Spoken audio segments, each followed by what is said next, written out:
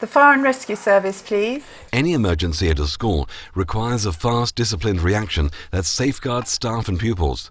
Emergency plans should be appropriate to your school and its premises, but should include what actions staff should take if they discover a fire, who should call the Fire and Rescue Service, how and what to say, how the evacuation of the premises should be carried out, including special arrangements for multi-building sites, young children and disabled people, residential accommodation, and out-of-hours use.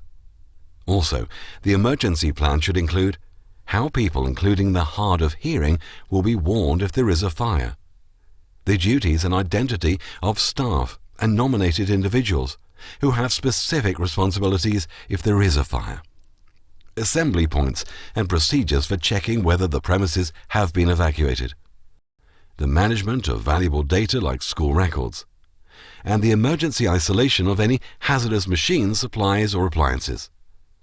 Someone should also be designated to meet the Fire and Rescue Service in the event of an incident. This person must be able to report whether everyone is accounted for and also provide the location of the fire.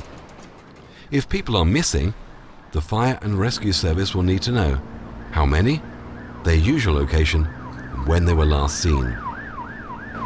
Chemicals, fuels and gas cylinders can all endanger firefighter lives, so the Fire and Rescue Service need to be informed of the location of any stored materials and equipment that might be a hazard to them or endanger an evacuation.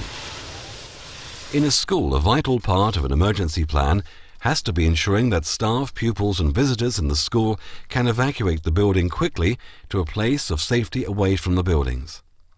If the school operates across a large site with several buildings, a plan that evacuates only the affected and neighbouring buildings may be implemented, while the non-affected buildings remain on alert. If a school has disabled staff or pupils, specific arrangements may be required. They should have their own Personal Emergency Evacuation Plan, which may include provisions such as disabled refuges with communication, evacuation chairs with appropriate training for operators, visual fire alarms, a buddy system for people with visual impairments. In some special schools, a voice alarm may be more appropriate. Evacuation for disabled people must start immediately and not be left till the arrival of the Fire and Rescue Service. Once in a refuge, people must then be assisted towards a final exit as soon as possible. All procedures must be rehearsed during fire drills. In some special schools, doors may be secured shut for security or health and safety reasons, but on the sounding of a fire alarm or in other emergency events, these must automatically unlock and provide a means of escape from the building. If a school has sleeping accommodation, there should be an automatic fire detection and alarm installation in this area. The system should have a control panel that can indicate where the fire has been detected. As the alarm might sound when pupils and staff are asleep, it is important that they are completely familiar with the layout of the building and the actions they should take if the fire alarm sounds. Fire drills should therefore be held in sleeping accommodation during the hours of darkness. These exercises should be held near the start of each term and should be repeated if necessary until a satisfactory response is attained. Remember, when you organize events, for example plays, concerts and nativity services, the school can become a place of public entertainment, and so the fire hazards and required means of escape may also change. This means that an additional fire risk assessment should be performed and any changes should be implemented before the event takes place. Ensure that any additional car parking does not restrict access for emergency vehicles. And don't forget to read a fire safety announcement to the audience before each event. This should explain the location of escape routes and what they should do if the fire alarm sounds. And do remember that parents will want to be reunited with their children as soon as possible. Your plan may also need to consider out-of-hours use of the school premises by external organizations. Many schools are used by sports clubs and community groups outside of school hours. It is important that their activities do not compromise the existing fire precautions. Ideally, groups should conduct their own fire risk assessment based upon the activity, the numbers of people involved and their location within the school.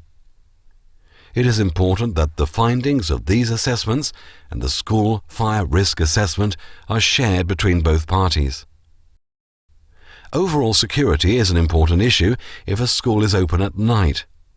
All areas of the school not being used should be secured against intruders, provided that this does not compromise the escape routes for those using the facilities.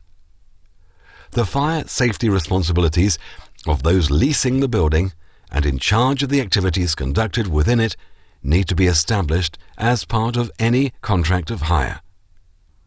Representatives of organizations hiring the facilities should be given a tour of all emergency provisions, including the emergency exits and any emergency phone locations, before holding their first function in the school. An emergency information pack that describes the fire safety provisions and details what is allowed and what is not allowed will be of value in helping minimize risk. As part of your emergency plan, it is good practice to prepare post-incident plans, which address various situations. For example, how will parents be contacted and where will they collect their children? What action will be taken once the roll call has been performed at the assembly point if the weather is inclement? Is temporary accommodation available elsewhere?